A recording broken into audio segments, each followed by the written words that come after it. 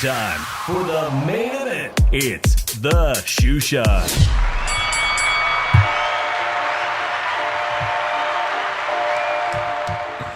I know what you're wondering.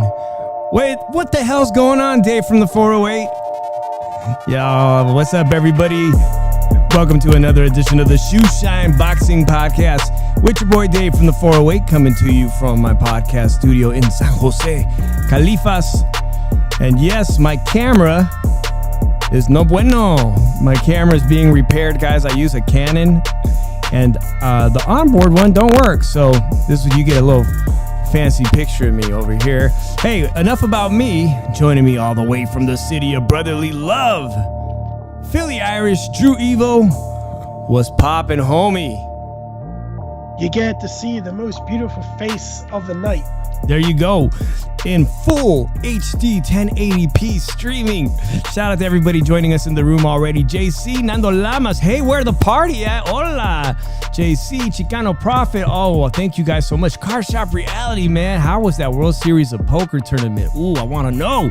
Thank you, everybody, for coming on in for another edition of the Shoe Shine. A lot to talk about, Drew. Listen, let me give a shout out to my wife, man. Today's actually my wedding anniversary, guys. So shout out to my wife, Bella Bling, if you guys know her on YouTube, for letting me do tonight's show. Yeah, definitely. And also, even though it was a beautiful day, Drew, you know, today is my wedding anniversary. She's going to let me do this. Did you know that today is also the very sad passing of one of my favorite boxers of all time, man, Arturo Gatti. And we were on the roundtable recently. Shout out to Joe Habib's roundtable, and they were debating the merits of being on, you know, the Hall of Fame, you know, and whether fighters like absolutely Arturo Gatti deserves to be in the Hall of Fame. And by the way, Drew, when my wife and I first got together, we enjoyed all his fights, and I thought at the time that, oh my God, he was. You know, he was, yes, he was a special fighter, but when he faced Floyd Mayweather, I was like, okay, damn, everything Floyd said about him, that he was a C-class fighter. But that doesn't take away from the legacy that Arturo Gatti left behind, right? It gave us three of the greatest fights ever with Mickey Ward, the trilogy, the great fights in Jersey, just not too far away from you in Atlantic City. Incredible fights. You know, he left behind an incredible legacy. And to this day, you know, I don't care what you say, I still think his wife had something to do with it. And she was never prosecuted for it. So I'm also a big on true crime stuff, man. If you guys got to go watch that every documentary you can on his mysterious death in Brazil and how they fumbled the investigation. But just a great fighter. And today is the anniversary of his passing 13 years ago. So shout out to everybody who appreciated Arturo Gatti's career. Let's get on with the Shoe Shine, Drew, because there's a lot to talk about, man. This weekend had some Saturday daytime fights for us here on the West Coast. For you on the East Coast, 3 hours ahead, we had that DAZN UK fight heavyweights. I don't know what it's for. A rematch between the Derek Chisora that everybody thinks. Drew, should Derek Chisora be retired? Now he ekes out a victory. Both you and I predicted that he would beat Pulev in the rematch. Oh, but we got it right. Yes, we did. And Dave did not change his pick. No, I didn't. No, I didn't. You know, I thought going into the discussion, man, I just thought that, yeah, Chisora always looks, you know, I was talking with my wife who watches boxing, and she's like, oh my God, he's gassed out. Look at his mouth. I was like, this is Chisora all the time. This is how Chisora fights.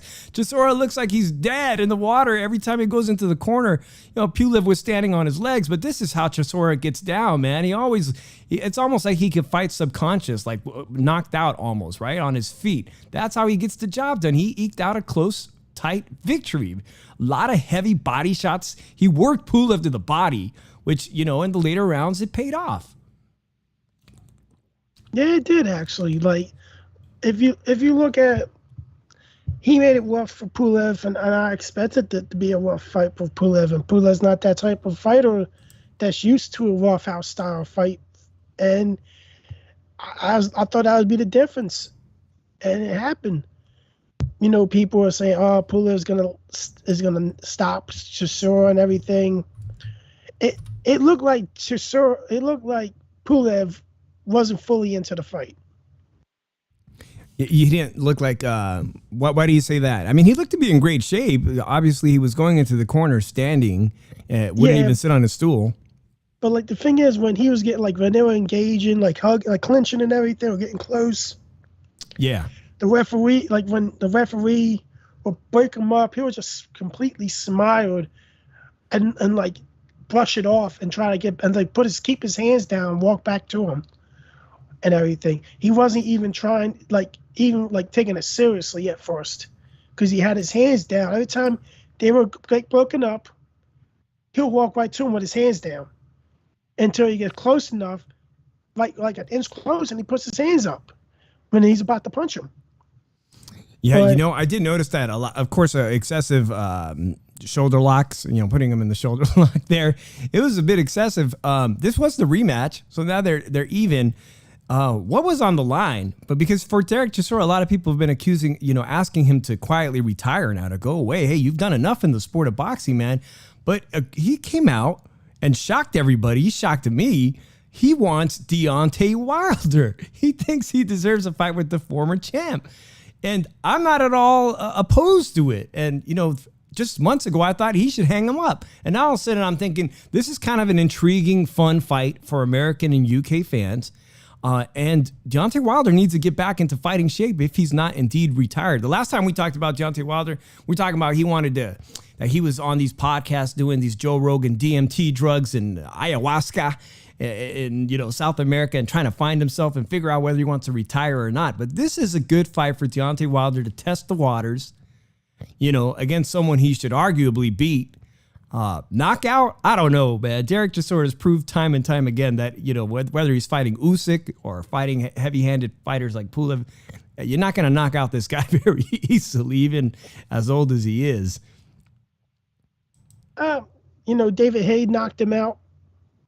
I look at it like this. If anything, he said he wants his last 3 fights, he wants big fights.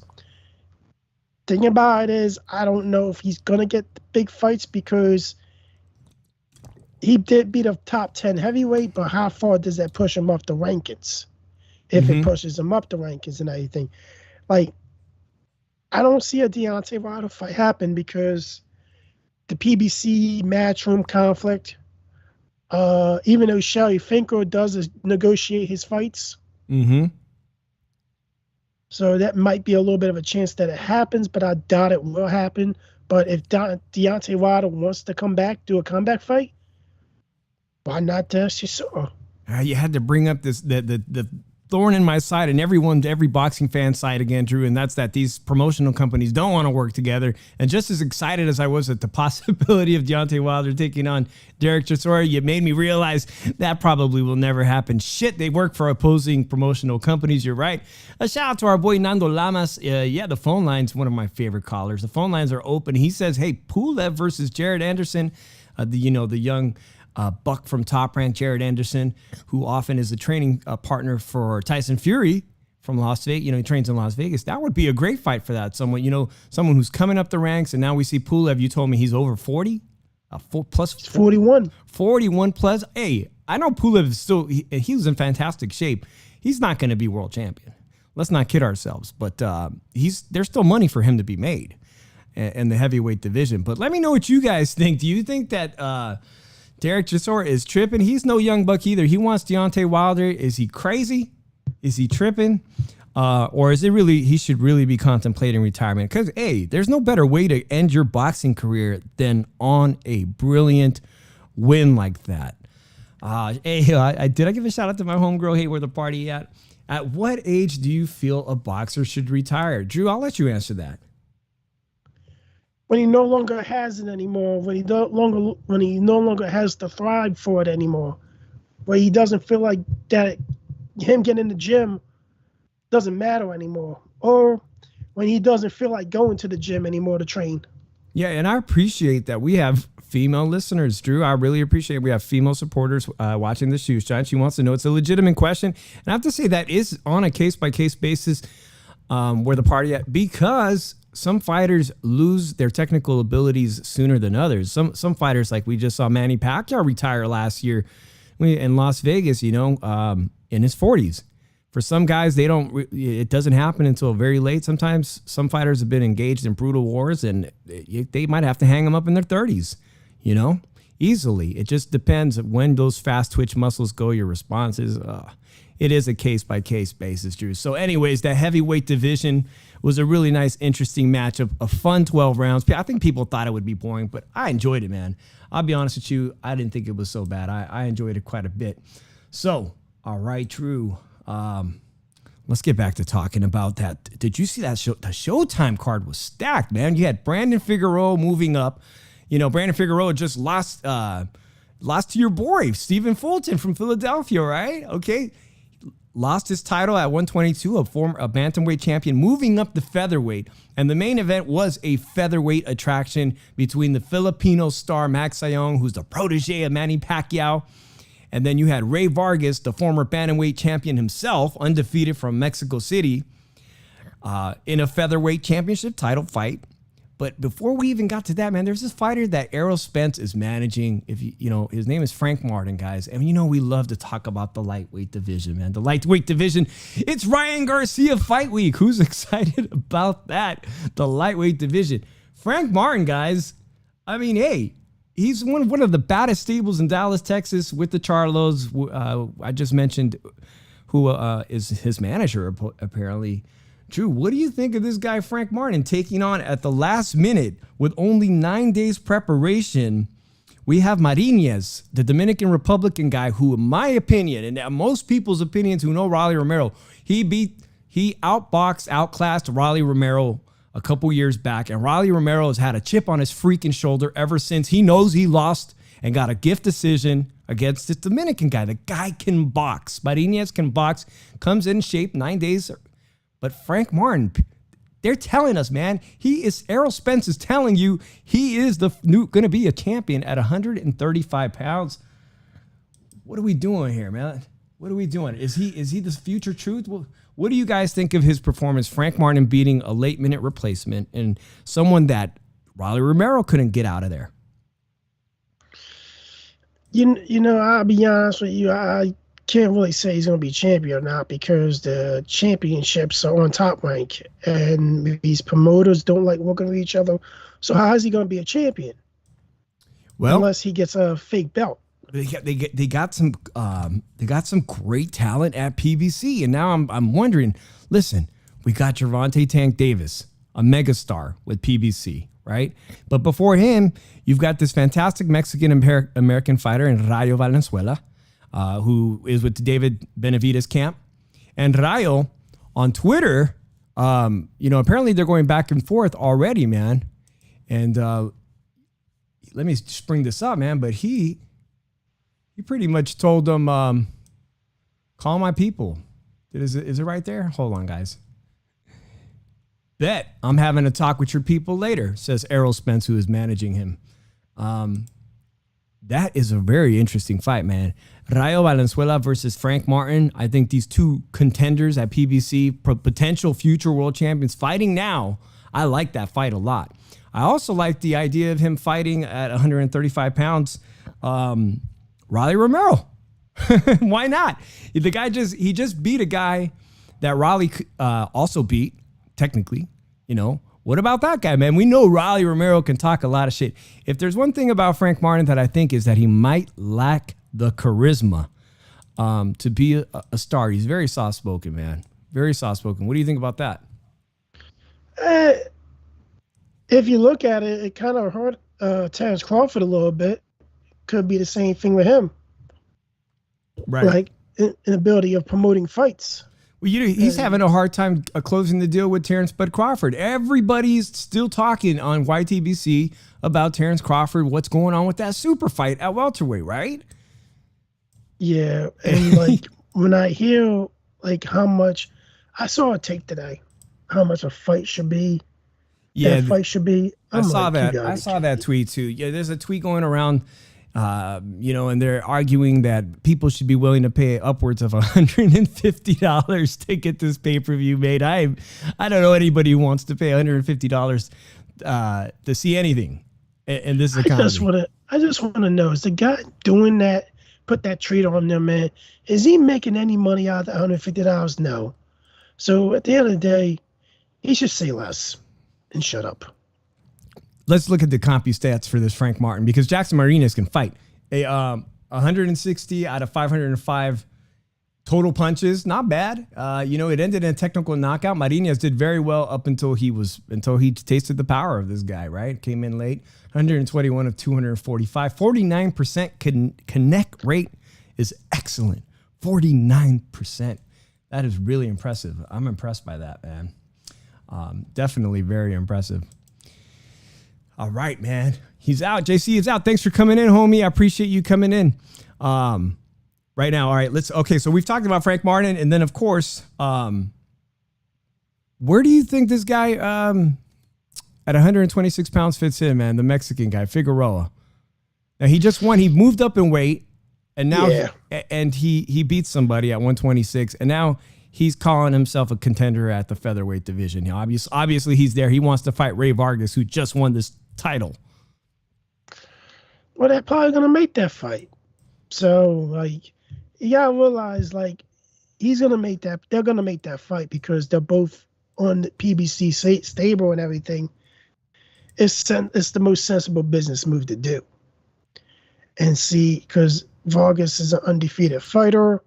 Figueroa lost one fight. So it will be an entertaining fight. Like the pressure style versus the guy who uses his reach. And we'll see. It's a good fight on paper, but we'll see. But I think the fight's most likely going to get made. You think so? All right, well, let me congratulate the brand new champion at 126 pounds, undefeated former bantamweight champion, super bantamweight champion, now featherweight champion, Rey Vargas from Mexico City. I'm sorry. Wait a minute. That's not Rey Vargas. That sure does look like Rey Vargas, though, right? Shit. That's a striking resemblance to Rey Vargas. Here we are. Rey Vargas wins the title on Saturday night, 126 pounds. Upsets Manny Pacquiao's protege, Magsayo, who just beat Gary Russell Jr. with the one-arm banded Gary Russell Jr. These titles are exchanging like hotcakes. By the way, Gary Russell had that title for 6 years? He had the title held hostage for how many years? And now it changes hands again. It reminds me of Cambosos and Teofimo Lopez, like exchanging these, I'm the champ. No, now I've given up the championship. They're exchanging this champ. But let's look at this featherweight landscape because it's one of my favorite divisions. And there's no more exciting fighter at featherweight to me than the other Mexican from Mexico City. I'm talking about El Vaquero, Emmanuel Navarrete, the beast who fights on Top Rank, the WBO champion at 126 pounds. Naturally, you want to see these two Mexican warriors go at it, right? Like Barrera Morales back in the day. I want to see that. But it's not going to, Drew, you're right, man. PBC in-house bullshit, we're probably going to get Brandon Figueroa as an easy, defense. Not a bad fight. But you know who he wants? He's calling out Leo Santa Cruz. So where's my fans of El Michoacan's Leo Santa Cruz, Southern California's Leo Santa Cruz? Leo Santa Cruz has not fought at featherweight, I don't know, since before he got knocked the hell out by Gervonta Tank Davis. Who wants to see Leo Santa Cruz fight anymore? Not me. He was protected his whole fucking career. Why do you guys hate on why does everybody hate on Leo, man? I liked him. You know what I like? I like when he used to shake his left hand. He kind of had this twitch in his hand with his glove. Oh, man. Hey, Vaquero. Nando Lama says, Vaquero Navarrete tears down Rey and leaves him up on the block. Do you think they both have unusually long arms. Look at the reach on Rey Vargas at 126 pounds, 5'10". Nando Lama says, Leo Santa Snooze. Hey, Rey Vargas wants to fight him because Leo is the WBA super champion, right? They got super champion. So he wants that WBA title. It's a unification, and it's at PBC, and it's most likely that one could be made too, Drew. I'm not hating on that. But, let's give some credit to these great champions across the ocean because Josh Warrington and what Leigh Wood just did against Mick Conlon and one of fight of the year already. It's only, halfway through the year. And I think that Leigh Wood, had a sensational performance against Mick Conlan, man. These guys, you know, it's like you said earlier in the show, man. We're not going to get to see these great opportunities for super fights because they want to keep shit in-house, right? And PBC is one of the most notorious for keeping things in-house and not making these super fights, man. I wish we could see that kind of stuff. Oh, man. What's your thoughts on that, Drew? Man, I don't know. It's just politics is just very complicated because boxing is it's like a job. It's like people's jobs and everything, workplaces with politics is that. It's just like boxing is just the same way and everything. Like, I just don't think that, like, it's a sport that I love and hate at the same time, if that makes sense. Mm-hmm. Because, like, you want to see these you want to see these big fights happen and everything, but the thing that holds it back, these guys that promote them don't want to work with other promoters. You got all these American promoters getting on Eddie Hearn and everything, trying to get him out because he's somewhat successful in the U.S. Right. In the open market and everything. So, like, my take on that is, if you're hating on it so much, you need to do better. That means you got to do better. That means if you got to step up and work with another promoter, it doesn't have to be Eddie Hearn. It could be Bob Arum or Golden Boy Promotions to make a fight from one of your clients. Then you need to do that to make your promotion better. I do agree with you, man. Yeah. But, like, these guys, they want to do in-house. And I'll tell you the truth, who wants to really who wants to pay for a fight? But it can just go on a stream and watch that shit for free instead of paying $80 for a mediocre card. Not even mediocre card. A horrible fucking card most of the time.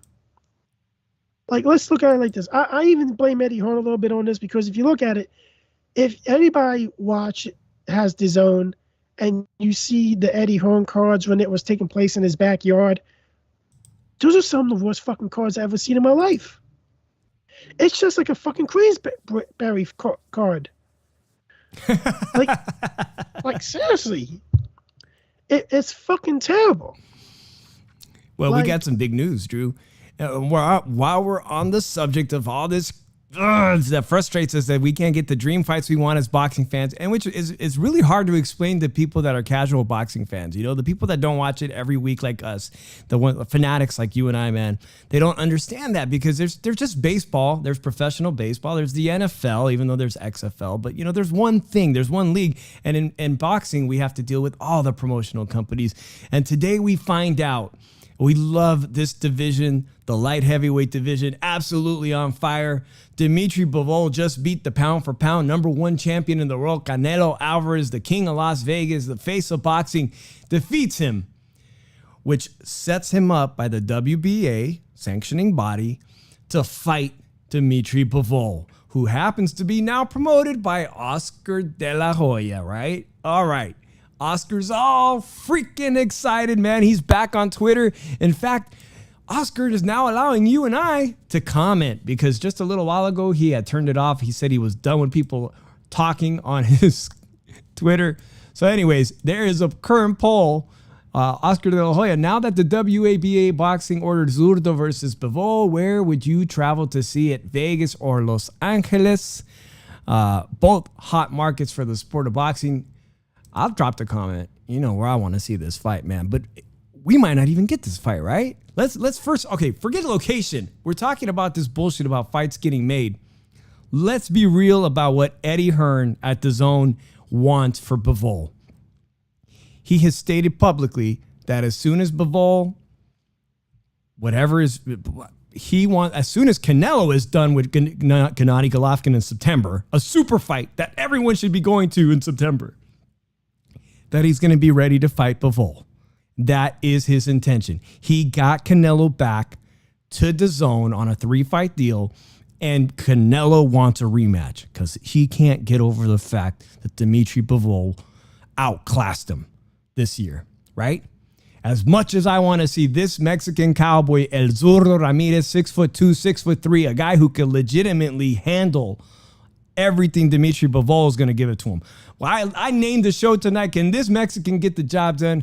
I think we confidently can agree that he's got the goods to beat Dimitri Bivol, more so than Canelo does at 5'8", massively undersized, not necessarily under-talented, but the size matters, right, ladies? I'll just keep talking since I was talking over Drew. Guys, thanks a lot for everybody joining in the room. Shout out to me, Truck Mike. Yeah, the great news today that we heard is that this super fight between Zurdo Ramirez, who now makes his home in Los Angeles, owns a gym in Los Angeles, has been ordered to fight Dimitri Bivol, a fight he's been looking forward to, a former 168-pound champion of the world. Dimitri Bivol, I don't think he ducks anybody. I think he's a guy who's extremely confident. He'll fight Zurdo Ramirez, and it will be an excellent fight, whether it's going to be in Southern California, the Staples Center, the StubHub Center, or Las Vegas at the T-Mobile Arena, a fight that will do amazing there. But the deal here is that the guy who runs DAZN, Eddie Hearn Operations, is loyal to Canelo Alvarez because it took a lot of money. In fact, at one point, Canelo originally negotiated a contract for 10 fights for over $350 million, making him the highest paid boxer in history. It was a contract that couldn't be executed because of the pandemic. So somehow Canelo gets away from Oscar De La Hoya in court. They're done. And Eddie Hearn manages to bring back Canelo Alvarez on a 3-fight deal. And Canelo pretty much gets to call the shots on who he wants to fight in this arrangement. And so Dimitri Bivol, not being a star, yeah, he just beat Canelo Alvarez, but he's not really a household name or a star. They might do some shenanigans here and do a step-aside fight because there's a guy who just fought recently in the UK, Buatsi.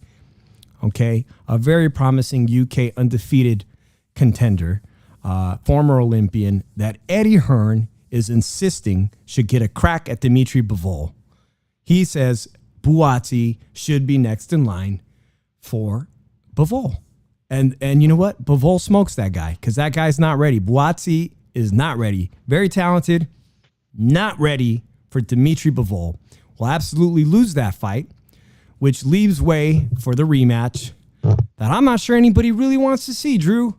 I'm just saying, I'm not sure I really want to see this Canelo Alvarez rematch with Dimitri Bivol. I'm not sure that Canelo does anything different at 175 pounds in his second go when we have someone here who he's earned it. He's gone up the rankings the exact same way. This is his title opportunity, his crack, and he stands a damn good chance at beating Dimitri Bivol, right? I don't care how it plays out, man. Dimitri Bivol beats Zurdo. Okay, fine. We're going to get to see him against the other Russian, Artur Beterbiev. So all great fights, all great things in the sport of boxing. But Drew, you think this fight's going to happen, man? Oscar's really excited about this fight. Obviously, he promotes Zurdo now. You think we're going to get this one? No. I'll tell you why. Because Eddie Hearn's already trying to get Bivol, is going to match Bivol up with a guy on a fucking mismatch in Bassi. Right. How his name is. And tell you the truth, I don't understand. If you're about making the best fights possible you claim to do, you got a guy that's on the same network as you. You don't want to, and you hesitate to do business with Oscar De La Hoya. For some reason. For some reason, you hesitate to do business with him. Because if you're not hesitate, you would have made this fight point blank right away. Or you want to give him you want to give him this mismatch so you can get the Canelo fight next. Understand. And everything. And at the end of the day, That's the plan. You want him hooked. You want him to have a mismatch so you can get that rematch with Canelo Alvarez, because you personally think that Canelo's going to beat him. He's not going to beat Demetrius Bivol. He's not. He was given a boxing lesson, and he can say all he want that he didn't train the right way. It's no excuse.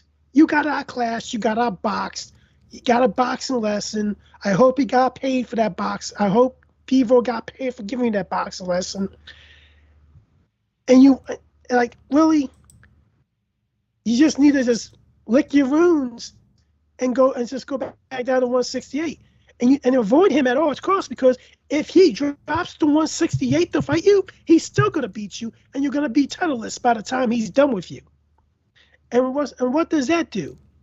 That has Canelo thinking, like, where does he go from here? He lost all his belts to Bivol. After losing in Bivol's division, he beat you in your division. And then you got people say, oh, Canelo's unbeaten in super middleweight. Yeah, he is unbeaten in super middleweight. But I'll tell you the truth right now. Bivol comes down and fights him at super middleweight. He ain't beating Bivol. I'm telling you. And I think, and there's a lot of Canelo fans that believe that this fight should not happen again. And I got one right now. Kikano, how you doing, man? Sorry to call you out, bro. But at the end of the day, this fight shouldn't happen again. I think it's going to be the same result.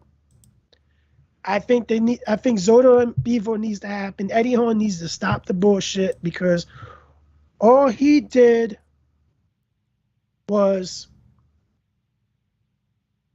he caters to certain fighters. To fighters, like, here's the thing, man. If you couldn't do anything with Demetrius Andre, couldn't give him a big fight, you should have got him a Canelo fight because he's one of your fighters and everything, but you want to say, oh, no. You failed Demetrius Andre. You couldn't get him big fights. You really wanted to do this Bassi fight with Bivol instead of having the opportunity to make it a good-ass light heavyweight fight with Zotto Moraes, which would have done money. I just really don't understand how you expect to do good business when you're actually losing money instead of making money. Because he's a consultant for DAZN. So even though DAZN, the high ups have the final say, they really go to him to the input, and they really listen to his input and everything. DAZN's losing money because then the big fights are not getting made either. So if you're gonna make the big fights, you gotta start making money. I heard that. You gotta start. These fights gotta happen. Well, listen, there's a big fight coming up this weekend. Apparently, I'm not too keen on this one, but apparently social media, Instagram, whatever, TikTok, they're hot on this one. Everybody's talking about man crush this and that. There's a lot of people who got a crush on this guy. We've had callers call right into this show that are a fan of him, and it's finally his week to fight again. This is the guy who took a year off for mental health, a week, month, year. Ryan Garcia, the protege of the Golden Boy, none other, undefeated fighter, 17-time national amateur champion. Now with the new trainer, Joe Goosen, and instead of taking a step-up fight from the last guy he knocked out an Olympian.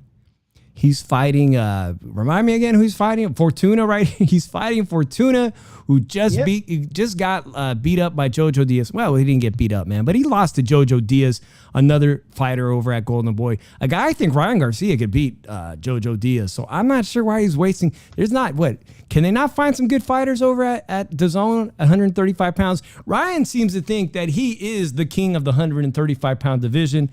Devin Haney just earned that in Australia by going to the land down under and taking all 4 titles from Kambosos. You got Frank Martin, who I just talked about. You've got all these PBC up and coming contenders. You've got fighters at Top Rank. Remember them? All the Top Rank guys at lightweight? But no, Ryan, He says he's the king of the division, and this weekend he's going to show you. Have you seen him in training? Let's see what the latest for the ladies that are watching here. What is his latest workout routine right here? Is he? I don't know. Is he the fighter he says he is, or is he just a teeny boppy heartthrob that does fancy videos on Instagram? What's the deal? What is the deal, Drew? Fight week. What? Tell me what. Who's the girl's name that called this show about Ryan Garcia? Yeah, Jessica Garcia, a big fan. She said she was going. She had tickets to this event. She was going with the homegirls, and that's what I want. We want to have the fans of the fighters who buy tickets. Call the show. Let us know what you're doing. Why you like a certain fighter. I think she tried to let us know why she liked him, and she was into him, and she seems to think that he's the best. So I would love to have that person call back if they're listening, if they're lurking, as they say on YouTube. Call back. It's Ryan Garcia Fight Week. But let me just give my prediction right now, Drew. Okay, because he's going to get past Fortuna. And he looked so bad against Tagbao. He could not cut off the ring. Tagbao, the African fighter, he just fought, went all 12 rounds, still has his head up in the air. All right. My thoughts on Ryan Garcia. Okay, he's exceptionally talented. Hand speed is phenomenal, right? He's got a good skill set. But under Eddie Reynoso, they couldn't get him to keep his chin down, and they couldn't teach him how to cut off the ring. And now he spends more time talking shit to Canelo online, in my opinion, than focusing on his opponents. To be honest, right? Is Joe Goosen going to fix the mistakes? They actually worked together when he was an amateur in Southern California. Will he fix those mistakes he didn't fix as a 17-time national amateur? Will Ryan Garcia keep his chin down, for crying out loud? Because he might get clocked by Javier Fortuna. Am I wrong or right that he might get clocked? It's a mere kind of weakness, and you ain't gonna take that. You ain't gonna get that away from him. You're just not. He's gonna get knocked out eventually. I can't wait. So all these freaking girls that want to put the heart emoji on, or the face with the heart eyes or emoji on, can stop doing that bullshit. Yeah, I agree with Nando. This is a good fight. We're actually going to see a decent fight. Now, Fortuna looked, I said this on other people's shows, on Maestro's show I was commenting today. I think his stock dropped big time when he lost to Jojo Diaz. Whatever was going on in his life. Javier Fortuna was supposed to fight Ryan, 2 years ago? And Ryan pulled out of that fight. Yep. So he pulled out. So that kind of screwed up. Here's Fortuna, a guy who's not signed with, he's not actually signed. He's what you call a free agent, essentially, right? A promotional free agent. He's got to take these fights. He has no choice. If Ryan Garcia pulls out and Ryan Garcia wants to fight him 6 months later, he's got no choice probably but to take that fight because it's the biggest payday he's going to make. So, yeah, that really fucks with his training, with Javier Fortuna's training. Is he going to come in shape on Saturday and do what Javier Fortuna is best capable of? To me, he's too small. Ryan Garcia is going to get past him. But, Drew, if I don't see Ryan Garcia knock him out this Saturday, he's still at the bottom of my list of guys at 135 pounds. He's still nothing more than a Saturday matinee type fighter. I don't care what Oscar does, trying to give us this gimmick that he's the future star of boxing. I mean, he could ride off into the sunset, into Hollywood, and continue his acting career that's just begun. And I don't care what he does, but I don't think he's going to be world champion at lightweight, and even less so at junior lightweight at 140 pounds. But that's just me. I'm not hating on him because of his appearance. Fuck that. No, the guy could be, if he could put on the performance that Oscar De La Hoya himself did when he was a young man, you know what I'm saying? Then he really would be the next coming of Oscar De La Hoya. But at this point, he's got to do something special, man. Frank Martin just did something special this Saturday, knocking out a guy that Rolly Romero couldn't knock out. And Rolly Romero just fought Gervonta Tank Davis. How the fuck is Ryan Garcia ever going to get a fight with this his dream fight with Gervonta Tank Davis if he can't continue an impressive KO streak? You got to show people you're a pay-per-view fighter so that you're going to separate yourself from the crowd. And a lightweight division, man, that's hard. That's going to be hard to separate yourself from the pack. I don't think he knocks Fortuna out. We got a phone call real quick. Finish your thought. We'll take the call at the same time. I just don't think he's gonna knock him out. I really don't think he's the best fighter in Golden Boy 135. I think Jojo Diaz beats him. You think Fortuna's crafty enough to avoid? I mean, Tagbao was crafty enough to avoid getting knocked out. Fortuna's been in there with bigger names. 510, 5 and dime. You're on the Shoe Shine. Hey, what's up, Dave? What's up, Drew? Nando, how you guys doing? Nando, what's up?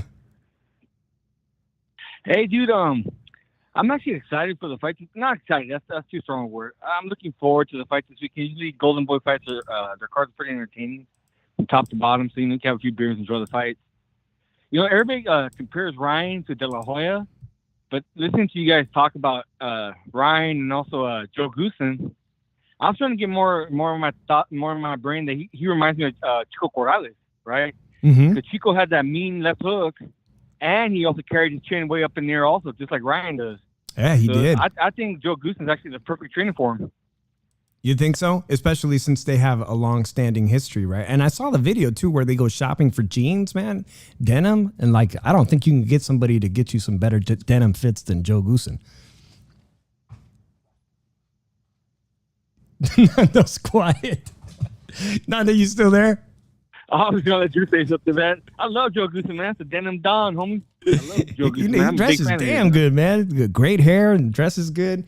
No, he's a great trainer, man. And I'm excited. I'm actually interested to see if he'll be a better trainer than Eddie Reynoso, you know, because there's so much we don't know about what was going on in those Eddie Reynoso in the gym, you know, all like you can't even get I saw a recent interview with Eddie Reynoso and Marcos Villegas in Spanish. Marcos Villegas did such a good job trying to get information out of Eddie Reynoso about why fighters were leaving him. So go look for that interview, man. Shout out to Marcos Villegas, the Fight Hub. I wish I knew what was going on in that gym, but we don't, right? We don't. I do know that Ryan seems to think, you know, he made a video this week, Drew, where he said that if there was 3 fighters he could fight, the only 2 I remember were he says he'd like to fight Canelo Alvarez and Manny Pacquiao. I don't know who the other one was. Do you know, Nando? Did you see that video? No, I didn't see, dude. But I don't think Ryan's gonna be around boxing for very long, man. He's a short timer, man. He's not here for a long time. He's here for a good time, you know. All right, we'll see. Hey, that's entirely possible, man. And whatever he wants to do with his life. My opinion on this whole Oscar thing is, look, just a few weeks ago, Oscar was on Twitter bragging that he had $1 billion offer to buy Golden Boy off his hands, and he just went into contract to buy a $13 million home in Las Vegas in the Henderson Hillside Mountain. Actually, Henderson is its own town in Henderson, Nevada, which is basically Vegas, right? $13 million home under construction. He says he's going to sell Golden Boy for $1 billion. And the only way anyone's going to buy it for $1 billion, and you know it's overvalued, is if all these guys are undefeated. Man. Is it giving you a headache, Drew? How do you? I mean, you gotta sell your stable, right? I'm gonna be honest. You gotta polish a turd. When you sell your house, Drew, you want top dollar for your house. You gotta polish a turd. Yeah, I'm looking at the chat, and I seen 2 people say their ex is from the same place. I'll laugh my ass off if their ex is the same fucking person. But I don't know. You know, De La Hoya, man, like. He never ducked anybody when he was a fighter and everything, but he's a fucking shit show promoter. If you look at it, like he even admitted that he's protecting his fighters and everything, man. Oh, he is, huh? Like they all do, Drew. They all do. Look at Tank. Look at Jamal. I mean, they all do. Come on, homie. You know that. Like they're gonna be fucking. There's rarely good fucking fights on anymore. Like seriously, like man, I will really tell when people are buying pay-per-views with bullshit cards, I look at them and I'll be like this: you're fucking stupid. You want to waste your good-earned money on a bullshit card, on a bullshit main event, that the guy's no threat. It's not going to be a good fight. And they say, oh, he's a star. And he's a star. But who the fuck has he fought? Nobody. Why am I going to pay $80 to watch somebody knock out a C- level fighter in the main event? And then the undercard is a fucking shit show. And it's probably rarely the undercard fight might be a better fight than the main event. That's how it goes sometimes, man. It's a sport of boxing, right? And then you pay a subscription. Hey, quick question. Yeah. Quick question, since we're doing some pocket watching and stuff. Who do you think has the bigger budget right now, Golden Boy or PBC? Because PBC don't have Fox anymore, and Showtime historically has never had a huge budget. And Golden Boy just signed that contract with DAZN. So who do you think has a bigger annual budget right now, Golden Boy or PBC? Golden Boy does, because DAZN has his back and everything. PBC lost Fox. 100%. They don't have a secondary network to have to have free boxing on, except for Showtime. They don't have that cable television network now to bank on. So, if you look at it, DAZN has a good relationship with the Sony's also. So if they wanted to get a fight in Saudi Arabia, they'll make a shitload of fucking money on that too. PBC don't have that luxury. If you look at it, the thing that's killing PBC is too many fucking guaranteed contracts. That's why a lot of these fights have to be on pay-per-view, so you can pay the fighters the rough, attempt to pay the fighters the rough, but when the fights sell under 200,000 units of pay-per-view sales, you may lose money when you pay that to pay the fighter, what you guarantee to pay them. Well, you're talking about Showtime. I'm curious how they're going to cover this Paul versus Rahman now, right? Now we have Jake Paul versus the son of former heavyweight Rahman. How do I say his name? Raheem? Why am I getting his name? Help me out, Drew. Yeah, that's a big budget that they're spending on fights like that, right? And the Serrano.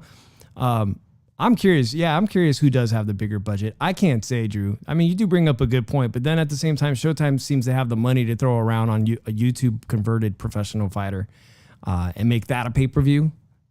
At some point, I think Jake Paul is going to have to be losing money.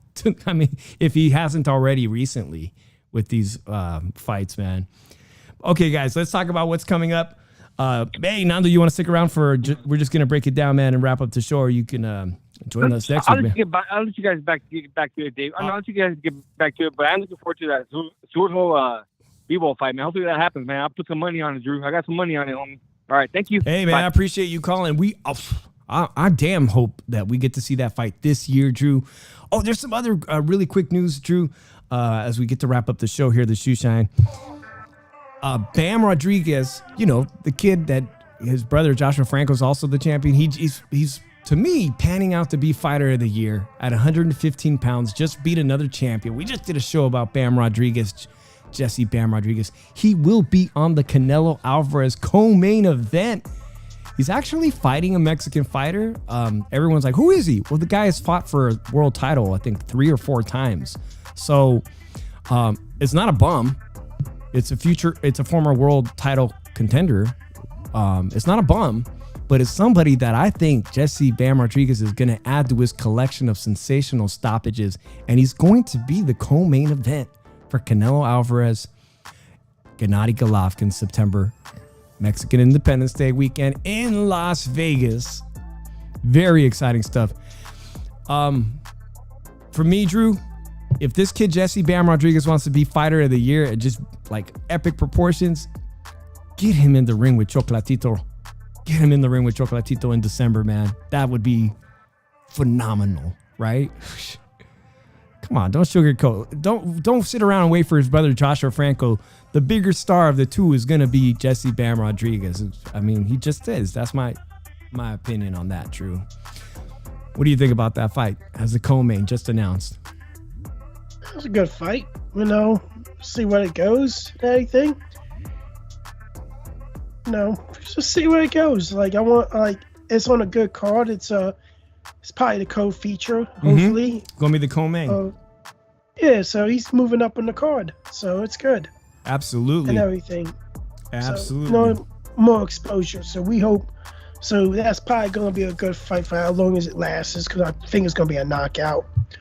But tell you the truth, I just really, people need to really stop saying that the Canelo Triple G fight is a bigger fight than Terence Crawford or Spence. I'm sorry, but it's not a bigger The only fight. person saying that is Eddie Hearn, and he's got a job to do as promoter at the Zone. Yeah, but the It's a thing big about fight. it is, It's a big fight. it's a fight, but it's not a fight that everybody cares for anymore. Well, it doesn't have the significance anymore that we Yeah, we it need to doesn't. find out at welterweight. We're forever going to wait to see who takes the throne that Floyd Mayweather had as the welterweight, champ that he was. So we're looking forward to see who separates himself as the greatest African American fighter of our generation. Is it Spence, or is it Terrence Bud Crawford, who could potentially be on champion at 5 weight divisions if he gets this one and then moves up to 154? It means a lot. It means a lot, this fight between Bud Crawford and Errol Spence, for sure. All right, speaking of Las Vegas, August 13th, Top Rank Entertainment, Bob Arum announced for the 4th time Teofimo Lopez. I think I already said it, man. Teofimo Lopez is back, Drew. You excited or what? Are you excited? I know the dick riders are. Campas from Mexico. Already, he's fighting a cab driver. He's fighting an Uber driver. Who's Campos? Who's Campos? Who is this guy? Listen, it's a tune-up. Is what it is. He's moving up to 140 pounds. He can't make lost his 4 titles.